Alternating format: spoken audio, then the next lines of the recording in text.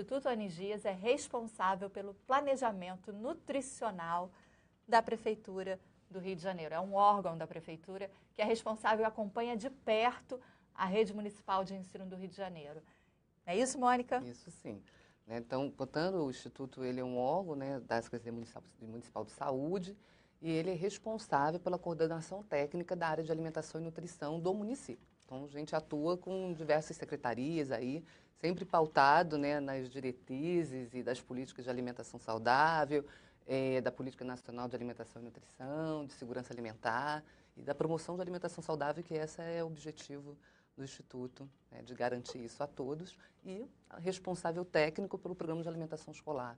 É um prazer e um luxo ter o Anigias aqui com a gente, pelo seguinte, você já deve ter acompanhado, né, várias medidas de promoção de alimentação saudável nas escolas, né? Começa cortando os biscoitinhos, os salgadinhos, Sim. Os refrigerantes, os doces, enfim, num combate à obesidade, num combate às doenças todas relacionadas à alimentação. Mas eu queria saber como que a escola, na verdade, a gente vai falar um pouquinho sobre a Lei 12.982 de 2014, que dispõe, gente, existe uma lei, ela foi promulgada em 2014, que é a Lei 12.982, que dispõe sobre a alimentação escolar adequada aos alunos com restrição alimentar. Primeiro de tudo, o que diz essa lei e para quem ela se aplica? Bem, essa lei, na verdade, ela faz uma alteração, né, da Lei da Alimentação Escolar, que é a 11.947. Então, ela coloca da necessidade, sim, do atendimento a esses alunos, né, que de alguma forma ele tem um comprometimento do seu estado de saúde pela alimentação. Então, crianças, né, que tenham alguma restrição ao glúten, por exemplo, na doença celíaca, intolerâncias alimentares, alergias alimentares, diabetes, tem todas as doenças que estão relacionadas à alimentação, seja ela potencializando, né, esse quadro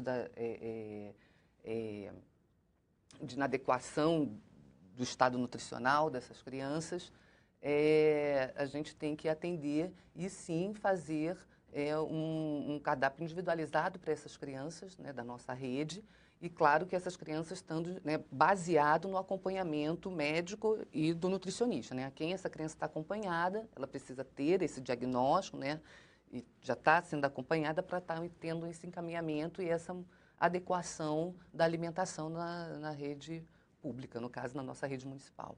Eu estava acompanhando, né, eu estava lendo a legislação. Essa lei ela é uma legislação complementar à que já existe. Isso, exatamente. A lei a lei da alimentação escolar, que essa é de 2009, né? A lei é 11.947. Então, ela faz uma alteração nos artigos, incluindo, né, esse atendimento específico para essas crianças. Tá?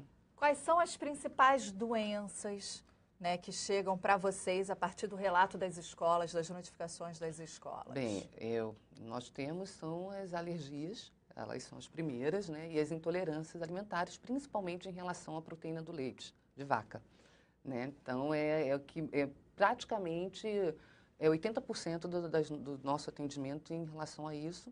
E aí depois você tem, né, as outras, diabetes, dislipidemias, doença celíaca, né? Você tem umas menores, que é de fenilcetonúria, porque já é criança bem pequena, enfim. Mas a gente tem. Basicamente, a grande quantidade é mesmo em relação às intolerâncias e às alergias. Com relação à rede municipal de ensino do Rio de Janeiro, a gente tem um quantitativo de alunos na rede. Isso. E os alunos com restrição alimentar correspondem a quantos por cento? Em torno quase a 1%, porque a gente tem que pensar no número, né? Hoje nós temos cerca de 660 mil alunos, em torno desse número, né? Fazemos em torno de quase 500 mil refeições, né, diariamente. Então, hoje o que a gente atende, até o momento, a gente tem um número até recente, que foi de ontem, foi 1.142 adaptações, a gente chama de adaptação do cardápio, né, dessas crianças. Então, vocês podem avaliar dentro desse contexto, podem até achar que é pouco, mas é um número expressivo, né? Assim, embora em relação ao número que se tem de crianças dentro matriculadas, mas ainda assim esse número é expressivo e precisa ter atenção, né? O quanto essas nossas crianças estão se tornando, tendo reações em relação à alimentação, né? Então é importante a gente ter esse olhar também, embora podem achar que é pouco, né, nessa proporção, mas é importante o porquê que está tendo esse número de intolerâncias e alergias tão grande, né, nessas crianças. Vale a pena considerar que uma merenda escolar, ela é toda planejada, toda balanceada, considerando várias questões, várias questões, né? Assim, a gente tem a legislação, né, e aí a gente estava falando da Lei 11.947, que ela vem, né, tendo as suas atualizações. Então, em 2013, ela teve pela Resolução 26, e ela vem discriminando, né, o atendimento nutricional, que é relacionado pela faixa etária dessa criança e pelo tempo de permanência dessa criança na escola, né? Então, o atendimento, né, todo o cardápio que ele é planejado pelo Instituto, ela leva em consideração. E, claro, também a gente leva em consideração, né, o hábito alimentar local, né, a questão da agricultura familiar que vem sendo inserida no contexto também da alimentação, né, pensando também na introdução de orgânico, que também é algo que já vem sendo feito dentro da nossa rede, estamos avançando nisso.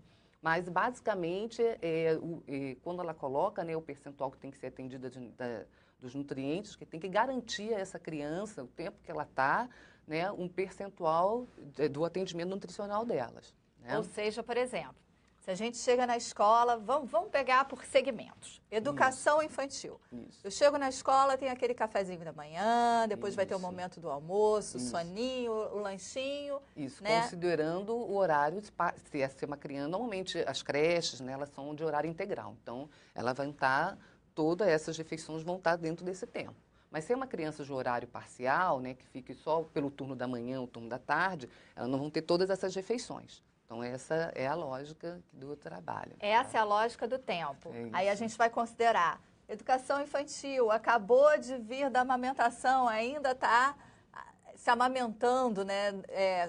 Tendo esse consumo de leite maior. Então, vocês vão considerar tudo isso na hora de fazer esse cardápio? Sim, tudo é considerado, né? A gente tem esse olhar, né? A gente avalia e de que maneira a gente vai estar adequando o cardápio para atender essas crianças. Tudo isso é pensado. E aí, segundo segmento, começa a correr mais, a brincar mais, aí tem que ter uma alimentação mais energética, Isso, talvez, exatamente. né? Por isso que a gente fala, é adequada à faixa etária, né? Porque cada faixa etária você tem uma necessidade energética. Então, se é pequenininho, se é maiorzinho, a gente vai adequando de acordo com essa necessidade deles também. Agora, voltando para quem tem dieta restritiva, agora vamos lá. Uma criança com intolerância à lactose e a dieta do período que ela está é com base em leite e derivados de leite. Isso. Como que faz? Então vou colocar. Por que isso? É porque quando a gente faz o planejamento, né, a ideia é a gente incluir todo o grupamento de alimentos. Então, a gente considera que o grupo é para um grupo saudável, né? Os alunos, quando a gente pensa, é considerando a população saudável. Então, no caso, já é grupo de alunos saudáveis. Então, nesse caso, quando tem uma criança que precisa, com alguma restrição alimentar, ela vai ter o seu cardápio individualizado e alterado. Então, naquele dia, né, se tudo que for à base de leite, por exemplo, ele vai ser substituído. Né, vai ser substituído ou por um outro tipo, pelo tipo leite de soja, ou enfim, algo que seja também proporcional, né, correlato. Também não dá para você substituir por algo que não corresponda, né, também não tem a mesma qualidade nutricional. Então, a ideia, o pensamento é esse. Ele tem a sua dieta modificada, adequando à necessidade dele. Tá? Diabetes e hipertensão, antes dela me responder, manda para cá as suas perguntas, as suas experiências. Conta pra gente. Se você é mãe, eu prefiro preparar o lanchinho do meu filho e mando para a escola. Conta pra gente poder entender como é que está funcionando isso do ambiente familiar e no ambiente escolar, essa relação. Hipertensos e diabéticos. Também. Todos esses quadros clínicos que precisam de adequação, eles são modificados. Então, você tem a exclusão do açúcar ou a redução, né? Então, no caso do diabético, da hipertensão, até de uma forma geral, a quantidade desses temperos, né, eles são menores, né? Eles não são colocados em grandes quantidades, já para todo mundo, tanto sal quanto açúcar, mas dependendo da restrição, ele vai ser retirado ou não, né? Porque não necessariamente você retira, principalmente para criança, você faz uma exclusão total. Então, isso é avaliado, a necessidade ou não, mas há uma necessidade de redução, sim. Então, isso é adequado à dieta da criança. Tá? Olha, para você que não sabe, a gente às vezes grava nas escolas e quantas vezes esse pessoal todo aqui atrás da produção, quem está atrás das câmeras, quantas vezes nós somos convidados a almoçar nas escolas e a gente come a comida das crianças. E uma coisa que a gente pode ver é, tipo, fritura não entra. Não entra. Eu não vejo fritura em nenhuma escola. Isso é extremamente importante. Para quem não tem um quadro de restrição, sim, e, por exemplo, diabético que não pode comer gordura de jeito nenhum. Então, a ideia, né, é direcionar o trabalho para a promoção da alimentação saudável. Né? É você reduzir o número de alimentos processados. Isso também é baseado na legislação. A legislação ela já vem colocando também que tem a restrição desses alimentos. Então, é sempre a ideia de que a gente entende da importância das escolhas alimentares, né? E que alimentos ricos em açúcar, ricos em sal, em gordura, né? De alimentos processados, tipo biscoitos recheados, isso não entra. Não tem de jeito, maneira. Agora, como é que a gente lida com isso? Porque, por exemplo, quem tem alergia a glúten, você tem que ter um manuseio do alimento e um preparo todo dia. A refeição para essa criança é de estar com o local limpo, higienizado e utilizar utensílios específicos para aquela preparação, né? Ou para aquela criança, né? Ou que tenha esse quadro, porque pode ser mais de uma criança, então você não ter tido contato com tipos de alimento que podem contaminar e provocar, sim. Muitas vezes a criança, embora não tenha consumido, às vezes ela aparece com um processo alérgico, enfim, porque teve já o contato e não teve uma higienização, enfim, adequada. Isso é orientado para todos, né? Para os manipuladores de alimentos. Pai e mãe, você que está acompanhando, independente de ser rede pública, porque essa legislação, ela está voltada, ela é direcionada para todas as redes públicas do país, sejam estas municipal, federal ou estadual.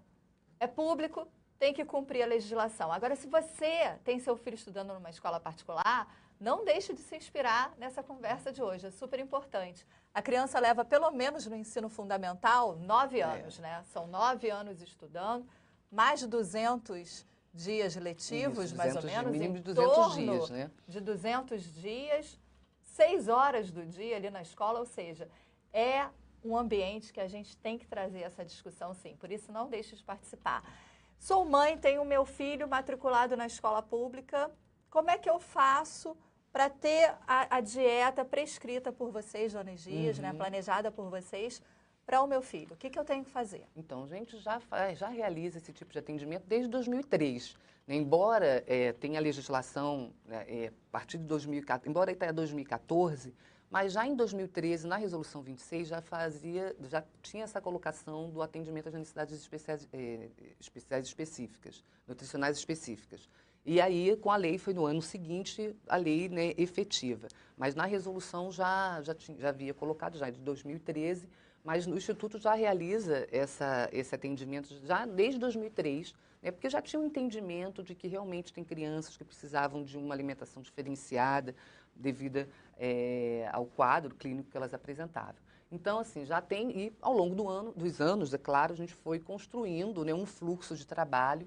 Então, hoje, como é que se dá? No início do ano, a gente encaminha um documento, né, para a gerência de alimentação escolar, e ela fica na responsabilidade de estar direcionando as escolas esse documento onde a gente orienta, né, que toda criança matriculada que tenha algum quadro que precise de adaptação, né, do cardápio, elas são orientadas a levar a prescrição médica para a direção, né? E a direção fica na responsabilidade de encaminhar, né, para o Instituto, né? Também tudo via a gerência de alimentação escolar, né? O Instituto ela não tem atuação direta, né, nesse sentido das informações. A gente tem um fluxo até mesmo pela organização, né? Até porque em caso de necessidade de que haja a compra dos gêneros, porque assim, a gente tem uma licitação anual, né? Enfim, vai ter uma nova licitação. E às vezes pode até demorar um pouco mais, mas a ideia é de mínimo ter uma licitação anual em que você tenta englobar todos os gêneros que são utilizados no programa de alimentação escolar, inclusive gêneros, né, para atender essas crianças. E muitas vezes acaba que cada vez com, né, novidades no mercado, enfim, aí o médico, o profissional que atendem faz, né, prescrição. Se a gente não tem esse produto, esse elemento, né, dentro da nossa relação de gêneros, a Secretaria de Educação fica na responsabilidade de comprar, né, de garantir que essa criança receba esse alimento. Então, então é isso. Então, a mãe, né, todos os familiares, né, é só ir à direção, né, e falar que os seus filhos têm algum quadro que precisa. Apresentar o diagnóstico, médico, né? isso. E ela vai ser encaminhada e a gente vai fazer a adaptação, né, da dieta para a criança. Enfim, e aí, como eu falei, né, é importante que isso tenha uma periodicidade, né, do acompanhamento, porque a criança também não pode ficar com aquela prescrição para o resto da vida, se não, né, assim, a princípio mesmo que fique, mas que tenha uma mudando, orientação, né? isso vai mudando. Às vezes tem crianças que apresentam inicialmente um quadro alérgico, no caso a proteína do leite, depois tem uma remissão e volta a alimentar normalmente. Então, por isso da importância também desse acompanhamento. Mas é isso, a gente está disponível, enfim, é só poder mesmo entrar em contato lá com a sua unidade escolar.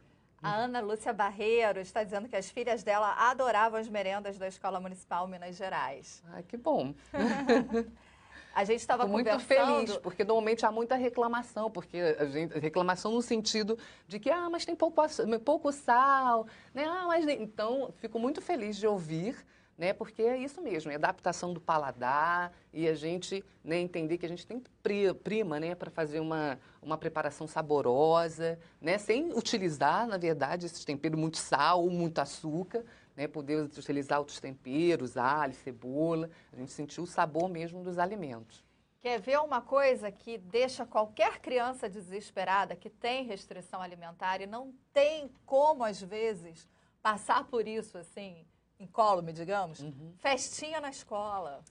Bem, a gente tem a orientação nossa de que a criança não leve, né, nada para a escola e também que as festas elas não tenha, né, nenhum tipo desses doces e alimentos que a gente não considera saudável e até mesmo alimentos que possa prejudicar o colega, né? A gente sabe que criança, né, fazer festa é complicado, então a gente orienta que não seja levado e não seja realizado, né?